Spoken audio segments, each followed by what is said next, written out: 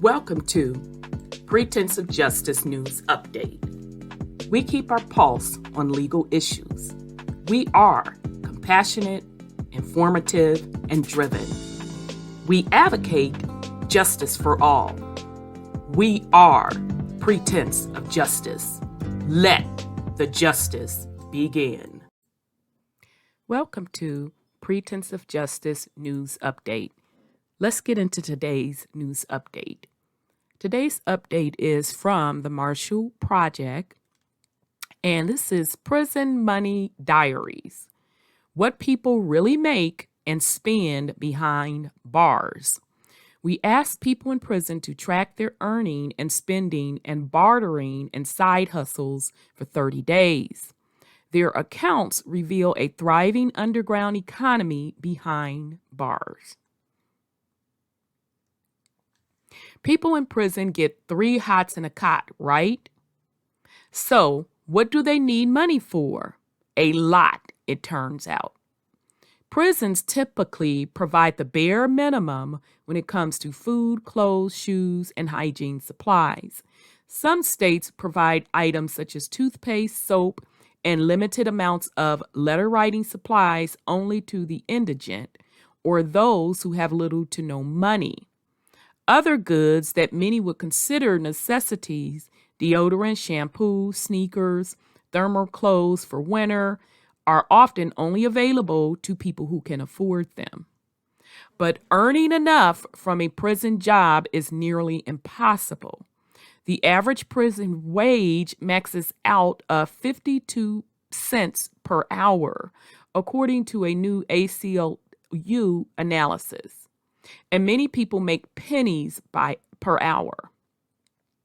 That means that basics like a $3 tube of toothpaste can take days of work to afford. If you get paid, that is. In at least 6 states, Alabama, Arkansas, Georgia, Mississippi, South Carolina, and Texas, prisoners aren't paid at all for their labor. To make up for their paltry wages, people in prison often take part in a thriving underground economy of side hustles, bartering, stamps, or commissary items for everything from hand-drawn greeting cards to making home cooking to legal help. In recent months, the Marshall Project has corresponded with dozens of incarcerated people about the money they make, the money they spend, and the lengths to which they go to secure basic needs and comforts. We asked several people to log their transactions for us. They also sent receipts and monthly account statements for commissary purchases. Along with that information, we gathered commissary catalogs and conducted email and phone interviews about their official prison jobs and side hustles. Most are serving long sentences for serious crimes. Some have spent decades behind bars. Read their stories to learn how they navigate and survive, often through sheer determination and ingenuity, the harsh reality of prison economics. Ricardo Farrell, 64, job, prisoner observation aide, helping to monitor incarcerated men under taking themselves out watch. Also, a reading and writing tutor. Location is Gus Harris Correctional Facility in Adrian, Michigan. Monthly income $250 to $350. I was carefully selected to be a POA, which means prisoner observation aide, after applying for it. There was rigorous screening and training. Prior to the prisoners doing this job, correctional officers had to do it. We're getting paid $3.34 per 4-hour sessions. So we're saving them money. Also, a prisoner on taking themselves out watch would be more apt to speak with a fellow prisoner than a CO or a mental health professional. As soon as we're at the door, they're revealing what's going on. If I work 2 sessions, that's $6.68 per day. Almost nothing else in the Department of Corrections pays like this. Plus, during COVID, they gave us hazard pay, $2 extra per day. Last July, I made $334. The 2 primary things I spend on are my phone credit account and commissary store purchases. The food at the chow hall is terrible and of poor quality. It's not fit for a dog, seriously. Recently, the commissary prices have been significantly raised. For example, an 8-ounce bag of Maxwell coffee increased from $8.45 to $10. A jar of mayonnaise almost doubled in price from $3.61 to $6.12. The same crunch being felt by ordinary folks in society is magnified for those inside because of the low wages paid for prison labor.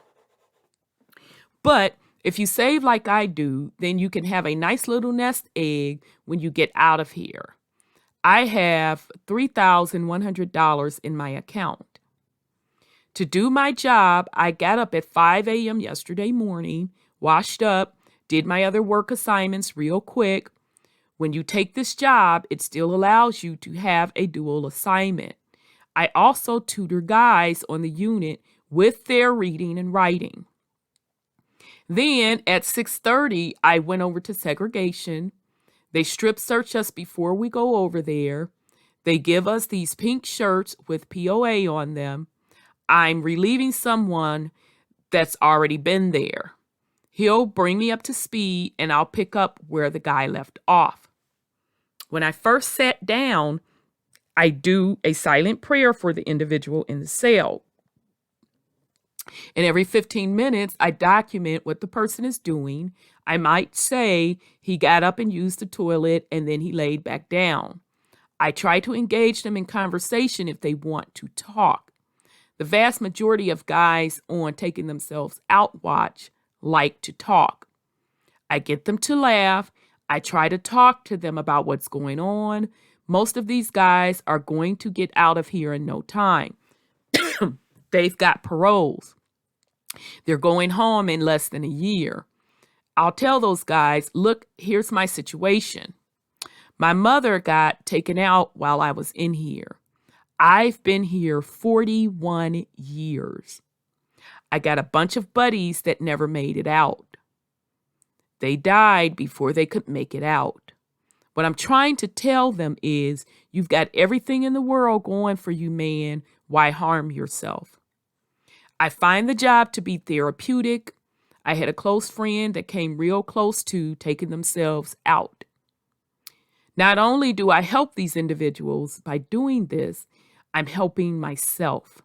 I'm in here for taking someone else's life. Now I'm saving people's lives. That's how I look at it.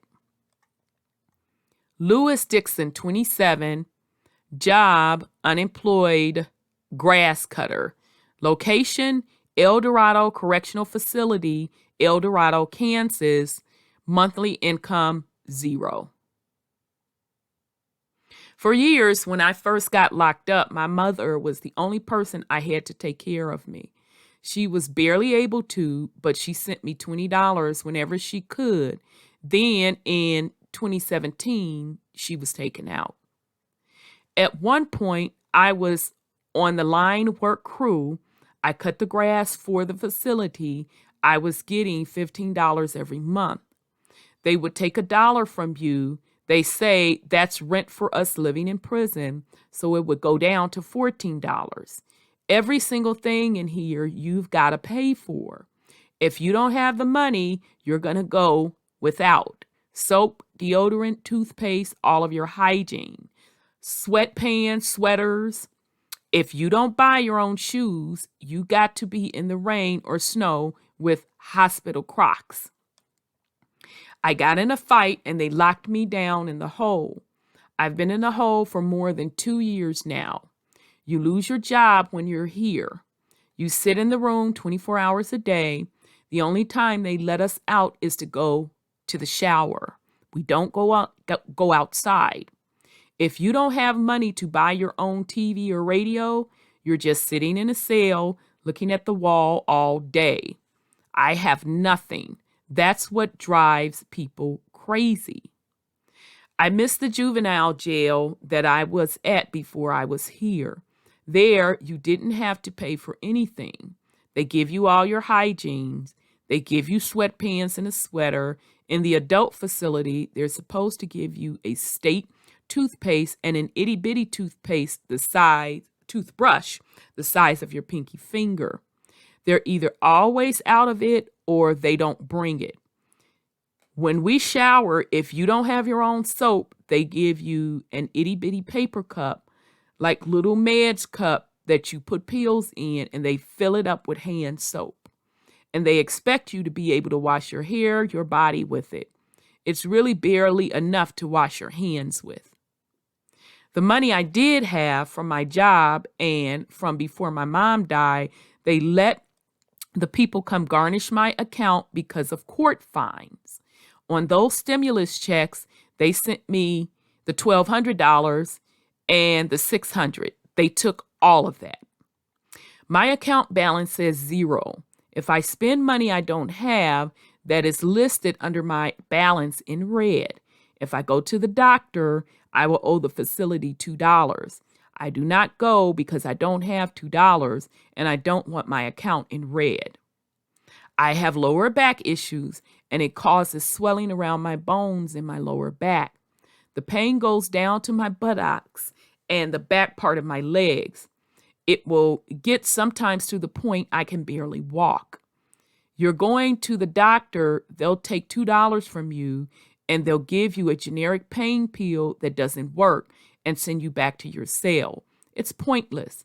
You're better off just staying in your cell. They charge you fines for everything. They've got a little ID they make us wear. If you break or lose it, $5. If your shirt's not tucked in, $20. You spit on the sidewalk, $20. You walk on the grass, $20. That's how they do it in here. They give you money and figure out how to take it back from you. It would have helped me a lot to be able to save up more money. Now I'm just going to get out and go to a homeless shelter. Fuji, 26. Job, bookie and Department of Transportation, data entry worker. Location, Florida Department of Corrections. Monthly income, $24.30. From his prison job, $173 worth of commissary items from his side hustles as a sports bookie, and $100 from his parents to cover phone calls home. I sit in a dark room typing license plate tags into a computer all day long for the Florida Department of Transportation. You know how fines and bills are sent to people who unlawfully pass through the toll booths without paying first? Little known fact, in the state of Florida, it's actually inmates who identify and verify these tags, including me. Isn't that bizarre? Killers, robbers, and dope dealers ratting on people who speed through toll booths. Just know that if you're ever in Florida and you speed through a toll booth, I truly apologize for the ticket that you'll be receiving in the mail. You're expected to work 10 hours a day, 7 days a week, all for a whopping 20 cents an hour.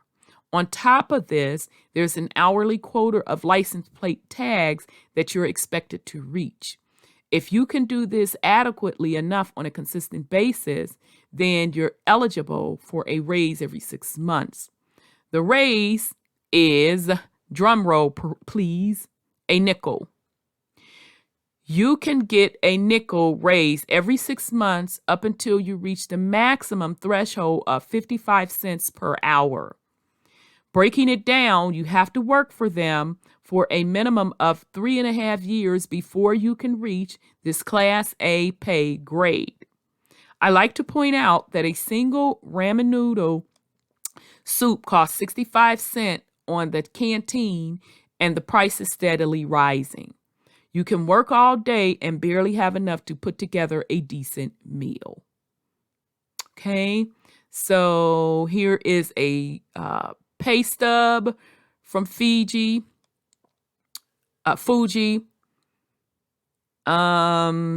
So out of 42 hours, that amount was $8.45.